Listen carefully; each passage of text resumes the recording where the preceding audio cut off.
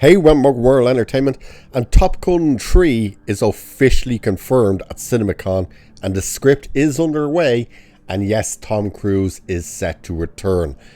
Now, we know they were pushing for Top Gun 3 after the success of Maverick, and why wouldn't you? The question now is, where do they go and what do they do? Well, let's see if we get those answers. So it says, Paramount officially confirmed Top Gun 3 at CinemaCon, with Paramount Film co-head Josh Greenstein saying the sequel is in development and that a script is underway, reuniting Tom Cruise and producer Jerry Bruckheimer.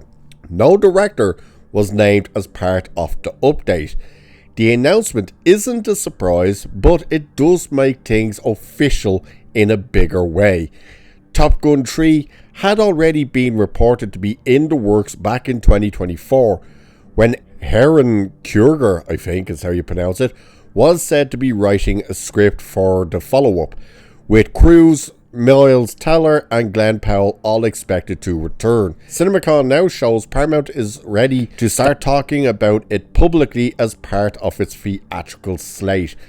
Now this goes in line with when Ellison took over, where he's flat out said all the things that they want to be big tentpole franchises for the studio, which were Transformers.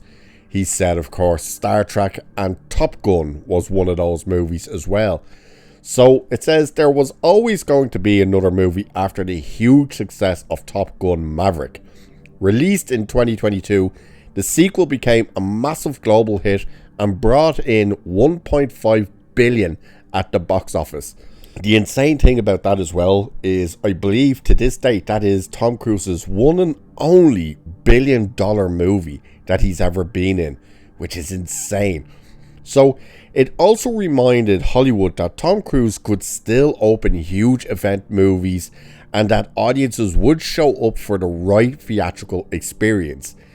Yeah, because what they did was they went practical, they used real jets, they actually flew in jets, all that good stuff. Yeah, there was a bit of CG here and there, but overall, they just stuck to a basic story. It's like, here's the people, this is what their mission is, this is how they're going to do it. It wasn't, well, we got to inject a crap ton of women in this and a crap ton of people of colour and blah, blah, blah. And where's the gay people and the gay represent? There was none of that.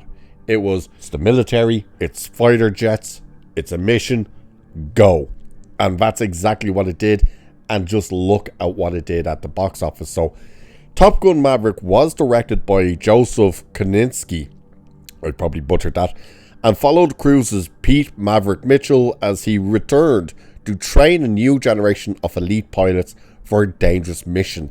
The movie also brought back Val Kilmer as Iceman and introduced key new characters played by Miles Teller, Glenn Powell, and Monica Barbaro.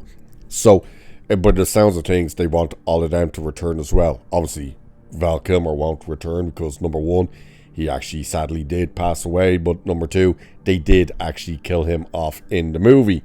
In a respectful way. They didn't do it in a stupid, like, oh, he died in this accident, blah, blah, blah. No, they had the cancer was there, all this stuff, and they did it very respectfully. And I thought it worked quite well. So, other than that, there's no real information as about to what they're trying to do with the movie. And that is the big question, is what do they do with the third movie? Because the idea for Maverick, which did change a small bit, was meant to be Maverick coming into the age of drones. And that it was basically, you're obsolete now, you know. Nobody needs to use the fighter jets and stuff like that, so we don't need you. And then, of course, the whole idea and the premise was that he would get back into the jet and show them you need the human kind of mindset and the capability to quick think in actual scenarios and stuff rather than staring at a screen. Now, they did change that story a bit. He was still meant to be obsolete, but it was because of the new generation of fighter pilots and the new generation of planes that there was. And of course, he comes in and he's not even quite sure about these new planes. So it is the question of, where do they go from there?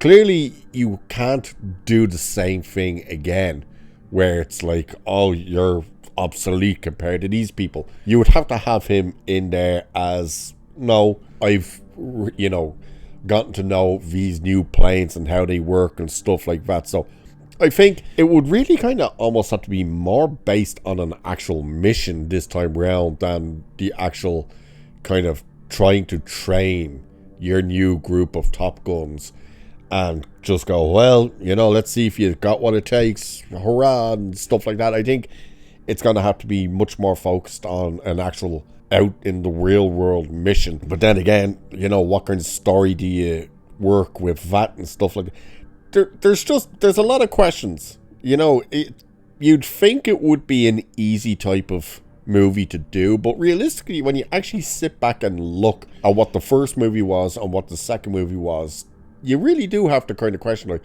where do you go with this? Like, how much of this can you do where it's not just repeating the same beats, Because that was, as much as I love Maverick, you really do look at it and go, it really is almost a beat for beat what the first movie was. You got the singing part, the group singing the song in the bar and stuff like that. You have the rivalry between the two fighter pilots, Glenn Powell and Miles Taylor's characters and stuff like that. And you can't just copy that again for the third movie. So I have no doubt they're going to be able to make it a great movie again. Whether or not it can hit over $1 billion again, that will be the big question. It's just, what do they do? Obviously the big question will be who directs it, because that it will be quite important as well. Maybe they just bring back the guy who did the last one, but don't quite know.